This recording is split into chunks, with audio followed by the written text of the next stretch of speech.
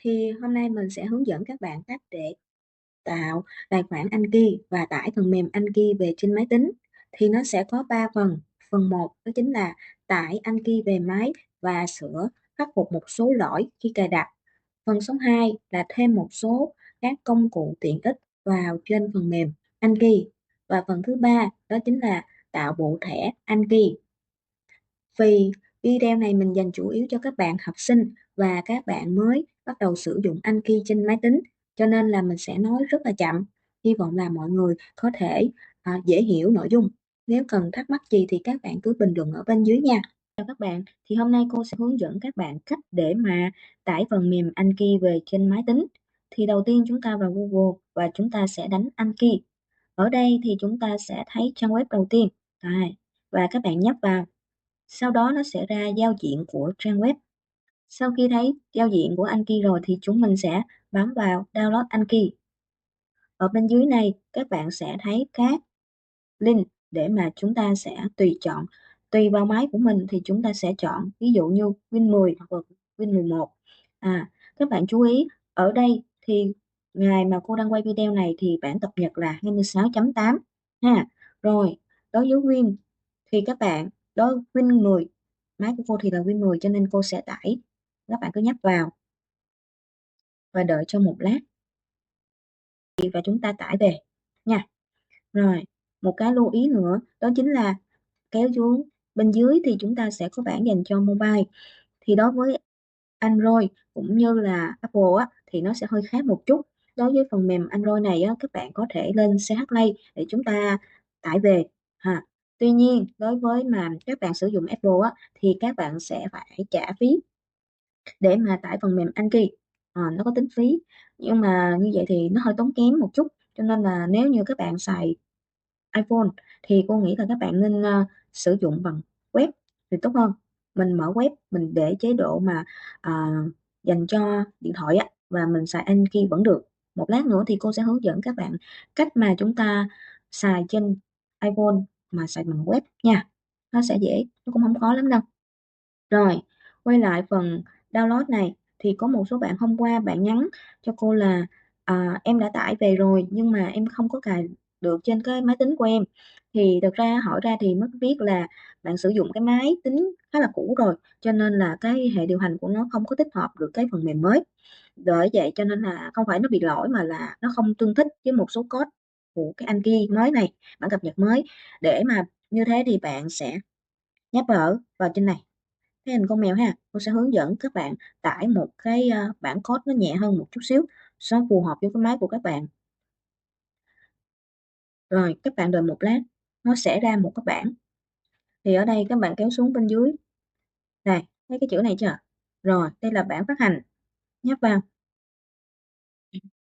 thì nó sẽ ra những cái bản phát hành của cái chương trình Anki này. Thì nếu mà các bạn chưa quen thì các bạn bấm vô tab này cho cô. Này, khá là nhiều bản. Nếu mà các bạn xài Win 10, các bạn khá cũ từ trước năm 2020 thì các bạn nên xài 25.7, bản cập nhật 25.7 là ổn nhất. Đây các bạn kéo xuống 25.7.5 là bản khá là ổn đối với những cái máy tính rất là yếu khá yếu nha. Rồi mình kéo xuống đây, các bạn thấy anh Killer này, Windows, nhớ cái đuôi của nó là Windows thì các bạn mới tải về được. Nó tải giống y như mà tải download Anki lúc nãy. Rồi quay lại cái giao diện lúc nãy thì bây giờ là chúng ta cần phải có tài khoản của Anki. Thì các bạn nhấp vào chỗ Anki web nè, các bạn tạo cho cô một cái tài khoản này, bấm vô đây mình sử dụng email hay đăng ký giống như các cái trang mạng xã hội khác thì các bạn cứ đăng ký bằng mail là được. Cái mail nào mà các bạn ít xài cũng được còn bạn nào mà mình có tài khoản rồi thì mình hãy đăng nhập vào trong này cho cô, được chưa nhớ ghi lại cái mật khẩu nha. Tại vì cái Anki web này là nếu mà bạn quên cái mật khẩu thì những cái tài liệu đó nó rất là dễ mất, tại vì mình học lâu rồi mất thì uổng đó. Rồi khi mà mình vào Anki web thì nó cũng khá là tương tự giống y như là web của mình thôi, không có vấn đề gì hết mình vẫn học được trên này. đối với một số bạn mình không có cầm theo máy tính á, thì mình có thể đăng nhập vào, nhớ tài khoản mình đăng nhập vào tất cả các máy tính công cộng cũng được, vẫn ổn nha. Rồi, được chưa nha? Rồi, sau khi mà chúng ta đã tải về máy rồi thì nó sẽ có một cái thanh như thế này, các bạn nhấp vào, đợi trong một chút xíu nha. Rồi, nó sẽ chạy ra một cái ô. Rồi, khi mà nó hiện cái ô bảng như thế này thì mình cứ bấm Next, cứ bấm Next, bấm Next, bấm Next. Rồi, chọn ô đầu tiên nha. Rồi, cứ bấm như vậy, lập và đợi nó. Cái này cũng cài, khá là nhanh thôi, nhưng mà máy nào các bạn, yếu quá á thì các bạn xóa bớt mấy cái video ở trong cái, máy tính đi. Cái máy của cô cũng khá là yếu đó, nhưng mà cô xóa bớt hết rồi.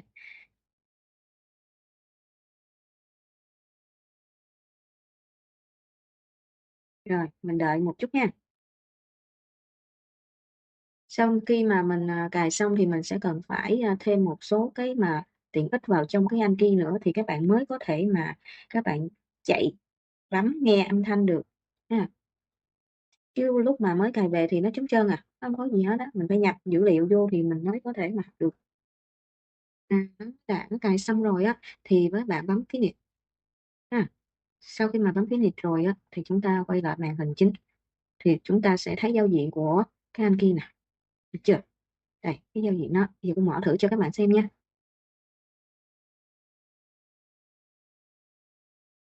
Khi mà nó hiện ra một cái bảng như thế này thì các bạn sẽ chọn một tiếng Việt bên dưới. Sau đó thì các bạn sẽ bấm OK. Rồi sẽ chuyển nó sang tiếng Việt nhé. Sau đó các bạn đợi một chút xíu cho nó chạy lại cái chương trình. Đây này thì cô sẽ hướng dẫn cho các bạn cách để mà chúng ta sử dụng phần mềm Anki trên máy tính. Thì giao diện ban đầu thì nó sẽ trống như thế này. Để mà có thể sử dụng được thì chúng ta sẽ phải cài một số cái công cụ nữa.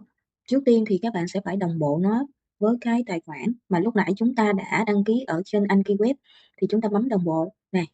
Sau khi mà bấm đồng bộ thì nó hiện ra một cái bảng, các bạn nhập tài khoản vào trong này. Nếu như mà bạn nào chưa đăng ký thì chúng ta bấm đăng ký thì nó sẽ hiện ra trang và các bạn sẽ đăng ký ở trên đó nha. Sau khi mà các bạn đã đăng nhập vào tài khoản rồi á, thì nó sẽ đồng bộ với những cái mà ở trên, web của các bạn ha. Rồi, đối với những cái trường hợp mà chúng ta đổi sang máy tính khác chúng ta cài lại á, thì trước khi mà chúng ta cài thì chúng ta đồng bộ hết toàn bộ dữ liệu từ máy tính lên trên web. Sau đó thì khi mà chúng ta cài lại máy tính á, thì chúng ta sẽ đồng bộ nó từ trên web xuống máy tính nha. Coi chừng lộn á, thì những cái dữ liệu mà đã tạo lúc trước á, thì nó sẽ hiện về ha. Rồi, để có thể chạy trên một cái bảng, mà Anki mới thì chúng ta sẽ thêm một số công cụ. Các bạn bấm công cụ ở đây ha, bấm tiện ích. Rồi, nếu như mà hổng thêm các công cụ đó hoặc là cái tiện ích này thì các bạn sẽ không có chạy được. Một vài bạn chúng ta tải từ, trên mạng về, các, bộ dữ liệu nhưng mà các bạn nghe không được, hoặc là nó chạy lỗi phông đồ này kia thì là do các bạn máy các bạn bị trắng, là nó chưa có cái tiện ích thì nó sẽ không chạy ha. Vậy thì bây giờ mình sẽ lấy tiện ích từ đâu? Mình sẽ bấm lấy tiện ích. Khi mà bấm lấy tiện ích này thì nó yêu cầu bạn nhập một cái mã này sẽ cần phải bấm duyệt tiện ích này. Khi mà bấm duyệt tiện ích rồi á, thì nó sẽ chạy ra một trang web, đó là trang web của Anki. Rồi, ha. Các bạn chú ý nha, nếu mà trường hợp hồi nãy chúng ta bấm vào cái link của tiện ích mà nó không có ra trang web thì các bạn có thể quay lại trang web chính, trang chủ của Anki. Sau đó thì chúng ta sẽ bấm gạch on này và chúng ta sẽ ra được tất cả những cái tiện ích. Thì những cái tiện ích này là do cộng đồng của Anki ở rất là nhiều nước người ta tạo ra ha, và chúng ta có thể sử dụng. Thì ở đây sẽ có các tên và lượt, những cái lượt mà tải về. Thường những cái lượt mà lớn lớn như thế này nè là những cái mà người ta sử dụng rất là ok rồi, người ta sẽ tải nhiều, nhưng mà không phải cái nào mình cũng cần. Tại vì có một số cái á, phần lớn á là cái Anki này, bên, các anh chị y dược người ta sử dụng nhiều để trong học tập, cho nên là có một số cái là mình thấy, cái lượt tải nhiều lắm, nhưng mà mình không có cần thiết và các bạn cũng không có cần phải cài nhiều quá nó lắc, máy mà yếu là nó chạy không có nổi ha. chỉ có một số cái là mình không phải cái nào mà nó thấp được tải thấp như thế này là nó không ok, mà là nó phải tương thích tới cái mục tiêu học tập của các bạn nữa. Rồi, quan trọng là chủ yếu là có cái phần âm thanh nè. Còn về phần code á, thì sau này khi mà học về Hán Hàn xong thì cô sẽ gửi lại phần code cho các bạn học nha. Rồi, mình bấm phần âm thanh, mình bấm share. Ở đây sẽ có một số cái mà mình cần phải copy cái mã, chủ yếu là TTS này nè ha, bạn nhấp vô rồi nó sẽ hiện ra ha. Đây cái tên của nó, kéo xuống phía dưới, đừng quan tâm nhiều quá. Rồi mình thấy cái mã chưa, rồi mình copy cái mã này, mình copy, bấm Ctrl C cũng được. Sau khi mà copy cái mã này thì mình sẽ quay lại cái gì, đó là mình quay lại Anki, sau đó mình dán cái mã này vô máy tính, mình bấm Ctrl V nó ra mã số ha. Rồi nếu mà các bạn tìm không được cái tên á, thì nhìn cái mã này nhập vô cho cô cũng được, không có vấn đề gì. Bấm ok, đợi một lát cho nó tải cái phần tiện ích này về trong cái Anki của mình. Sau khi xong rồi á, nó sẽ hiện ra một cái bảng, các bạn bấm ok. Các bạn thấy hồi nãy nó trống đúng không, bây giờ nó có rồi đó. Tương tự như vậy chúng ta lấy thêm tiện ích, một số tiện ích khác thì mình cứ nhập cái mã số này cho cô, không có cần thiết phải tìm cũng được nha. Các bạn bấm dừng màn hình lại, các bạn nhập số lại cho cô là được, khỏi phải tốn công tìm. Đây là những cái tiện ích mà cơ bản nhất để mà mình có thể học trên Anki thôi.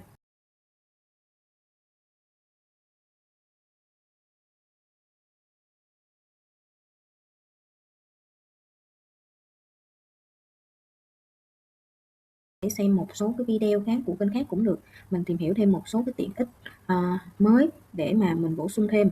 Còn phần lớn thì cô sẽ chỉ cho các bạn những cái mà đơn giản nhất thôi, để các bạn mà các bạn học một cách nhanh chóng nhất. Rồi, đây là cái bảng theo dõi theo nhiệt của cái quá trình học tập của mình. Đọc thêm ở trên này cũng được, không có vấn đề gì, để mình hiểu thêm tại sao nó hoạt động.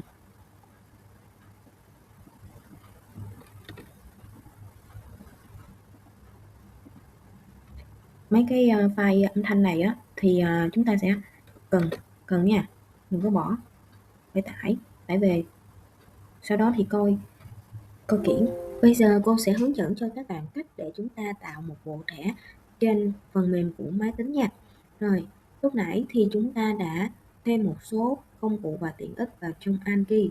Sau đó thì các bạn nhớ mình phải tắt cái phần mềm Anki, hoặc là chúng ta khởi động lại máy tính để cho cả hai nó đồng bộ lại với nhau thì chúng ta mới có thể chạy được. Bộ thẻ, để tạo bộ thẻ thì chúng ta sẽ có các cái mục ở dưới này. Thì bộ thẻ là gì? Bộ thẻ chính là nơi mà chứa các thẻ thông tin. Ví dụ như mình đang học tiếng Hàn thì bộ thẻ của các bạn có thể nhập là tiếng Hàn bài 1. Bên trong đó các bạn có thể có các thẻ từ vựng về học tập hoặc là về trường lớp. Và bộ thẻ thứ hai là bài 2 liên quan tới kinh doanh, buôn bán chẳng hạn. Đó, rất là nhiều cái. Rồi, ngoài ra thì chúng ta có thể lấy bộ thẻ từ cộng đồng Anki trên web nha. Các bạn sẽ nhấp vào đây, bộ thẻ chia sẻ. Khi mà nhấp vào đây thì sẽ có một đường link nó chuyển sang cộng đồng Anki. Thì ở đây cô sẽ mở cho các bạn xem. Thì nó sẽ ra cái trang web như thế này. Nó có rất là nhiều ngôn ngữ khác nhau, tiếng Anh, tiếng Hàn, tiếng Nhật gì đó, và một số cái bộ môn nhất định dành cho những anh chị đang học đại học, ví dụ như là luật nè, luật toán, hoặc là đa số là cô sẽ thấy các anh chị học về y học trên này khá là nhiều nha. Rồi bây giờ cho mình học tiếng Hàn cho nên chúng ta có thể tìm bộ thẻ từ ngôn ngữ tiếng Hàn, các bạn nhấp vô đây nha, thì nó sẽ ra rất là nhiều bộ thẻ do các bạn ở nước khác mình làm đó, nhiều lắm, và có cả Việt Nam nữa, nhưng mà cô lâu rồi cô không có xem. Đây nè, đây có bạn ở Việt Nam làm nè. Đó. Thì các bạn kéo qua đây thì các bạn sẽ thấy đây là ngày cập nhật. Còn ở trên này nó sẽ có phần note là thông tin đó, và sau đó là audio thì đó là âm thanh và hình ảnh. Giống như bộ thẻ này thì nó sẽ có luôn cả hình ảnh và âm thanh luôn cho chúng ta, hình ảnh âm thanh luôn. Nhưng mà có một số bộ thẻ thì người ta sẽ không có hình ảnh, tại vì để gắn vào thì nó sẽ khá là mất thời gian. Thì chúng ta sẽ chọn một bộ thẻ, đây tôi chọn một bộ thẻ này để cho các bạn xem mẫu thử ha. Đây nó có hình ảnh và âm thanh luôn. Thì khi mà nhấp vào thì các bạn sẽ thấy một cái trang hiện lên đó. Rồi các bạn kéo xuống đây là bản mẫu của bạn này, thì có tiếng Hàn, Hán Hàn, tiếng Anh luôn, âm thanh này sau này khi mà các bạn tải file về thì các bạn sẽ thấy hình ảnh chưa, khá là nhiều, khá là đầy đủ ha. Sau đó các bạn bấm download về thì nó sẽ có một cái tệp tin, thì bây giờ cô sẽ hướng dẫn các bạn nhập cái tệp tin đó vào trong máy. Vì ở đây các bạn này bạn đã làm rồi thì nó sẽ có cái nguồn code riêng của bạn đó nha, còn cái này cô không có tải. Cô sẽ nhập cái đường cái bộ tập tin của cô thay vì cái bộ tập tin của bạn cho các bạn xem thử ha. Rồi thì chúng ta bấm tập tin, có nghĩa là tải về thì nó sẽ có bộ tập tin ha, bấm tập tin, sau đó các bạn bấm nhập.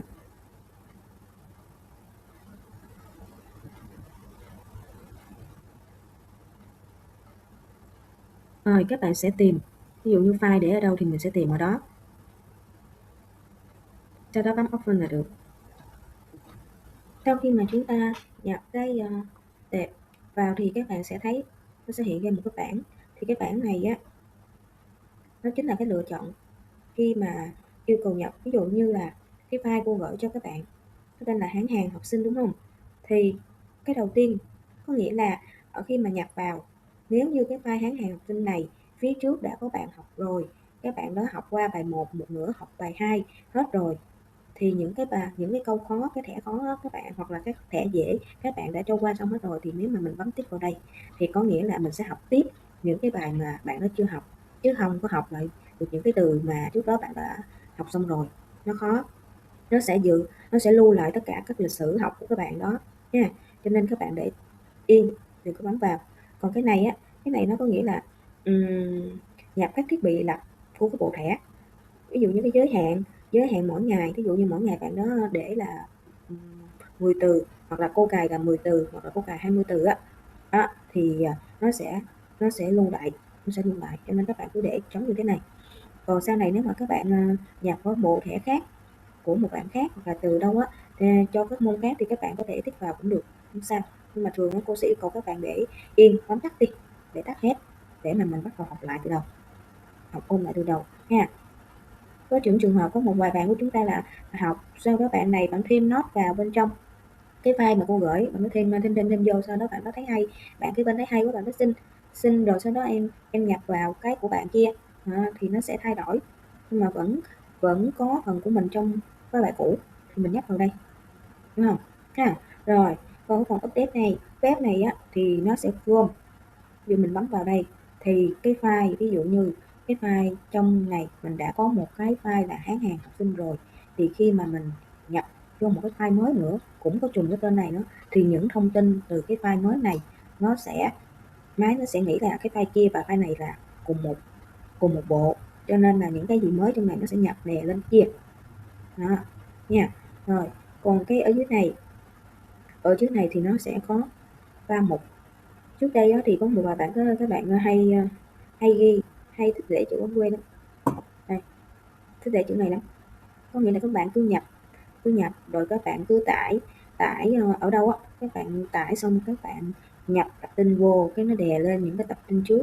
Tại vì có một số bài cô gửi cho các bạn thì cô sẽ ghi bài 1, bài 2, bài 3 mà nó trùng tên với cái file mà các bạn nhập từ nơi khác vào, hoặc là tiếng Hàn tổng hợp người nọ á, thì nó cứ đè lên, và nó đè lên rồi thì nó sẽ lộn xộn hết, và các bạn cứ phải học. Ví dụ các bạn học từ đó, các bạn học từ trường xong, học một thời gian xong cái đã học rồi, cứ các bạn nhập một cái tệp khác vào, sau đó nó đè lên lần nữa, cái nó cứ đè, thế là các bạn cứ phải học đi học lại những cái từ đó, và các bạn đâu biết xóa đâu, xóa là không được, không biết xóa luôn, cái nó lộn tùm lum hết.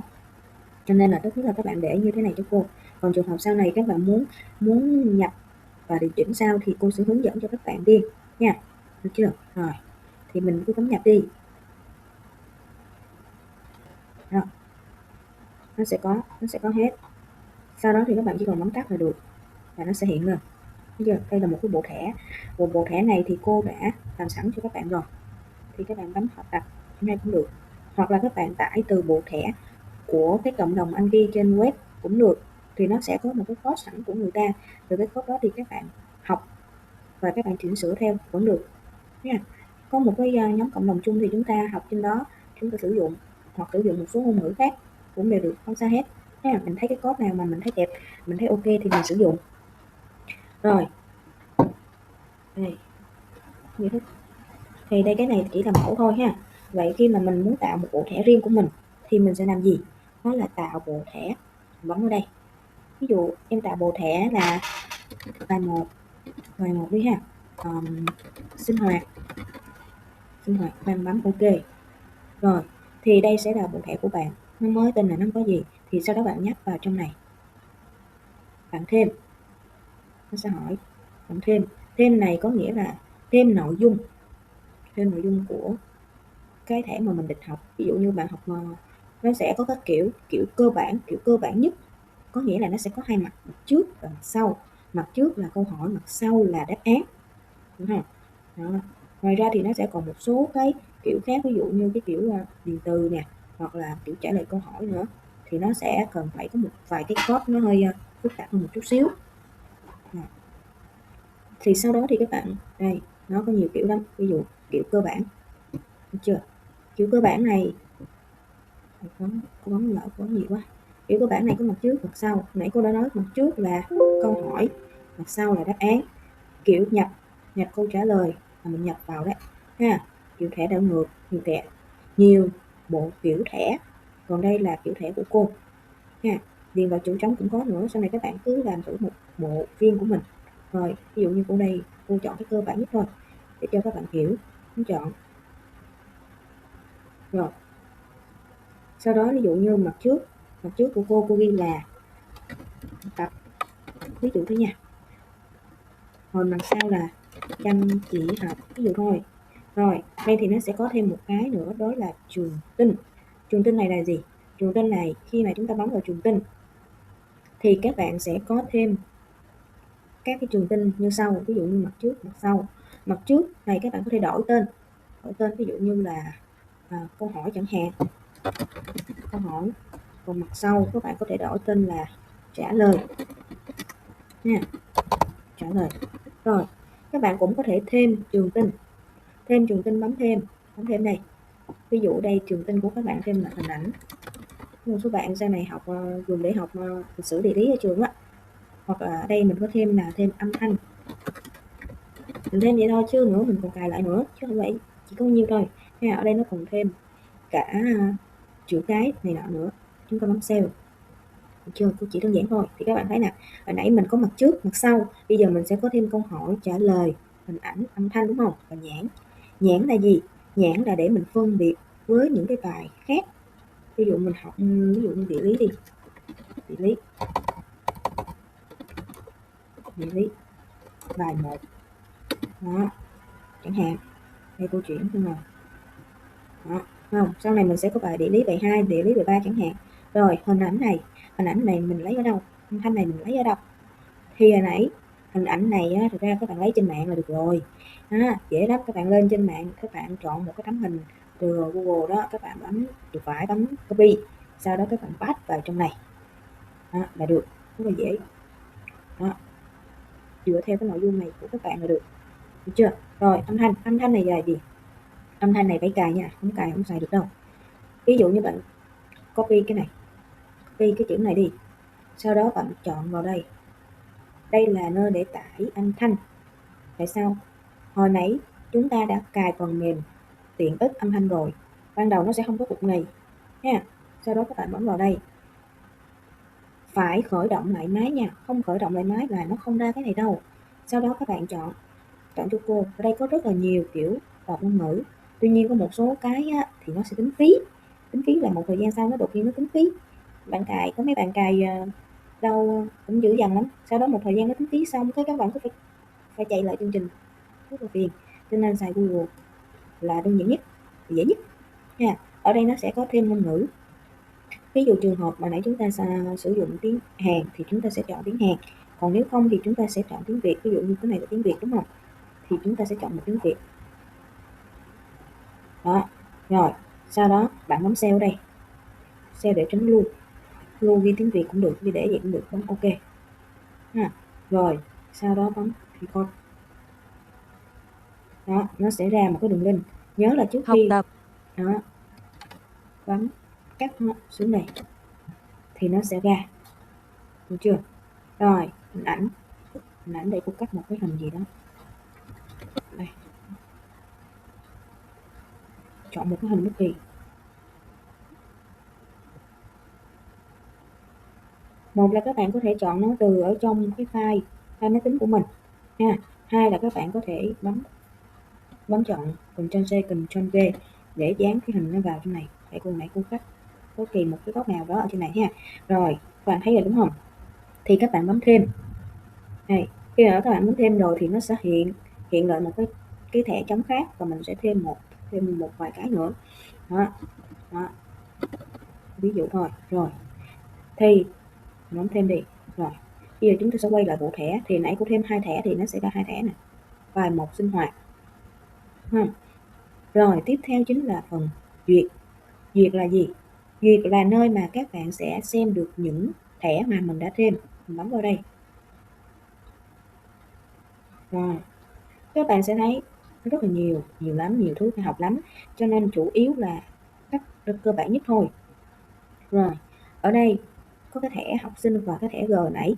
Thẻ học sinh này các bạn có thể thay màu, đổi màu mà khó xài lắm. Thực ra cô thấy cái phần mềm này khó xài, dùng để ôn tập thì ok, chứ chỉnh sửa này nọ nó phức tạp lắm nha. Rồi thì sau đó nếu mà các bạn muốn xem thì các bạn bấm xem trước. Đó, nó sẽ hiện ra trống trơn đúng không? Tất nhiên rồi, nó trống trơn mà, nó chỉ có 2 mặt, mặt trước mặt sau. Tại sao? Tại vì cái code của nó chỉ có mặt trước mặt sau thôi, mình phải thêm code vào trong. Sao để thêm cái code vào để mà nó có thêm hình ảnh âm thanh nữa thì mình sẽ bấm vào thẻ. Chú ý nha. Rồi ở thẻ kiểu chữ này nó sẽ có mặt trước. Đó, nó có câu hỏi. Vậy tiếp theo mình thêm gì? Thêm trường tin. Chưa? Mình muốn thêm hình ảnh vào thì mình bấm chọn hình ảnh, mình chấm ok. Đó, có nghĩa là mặt trước của em sẽ có chữ học tập và có hình ảnh. Vậy nếu muốn có thêm âm thanh thì sao?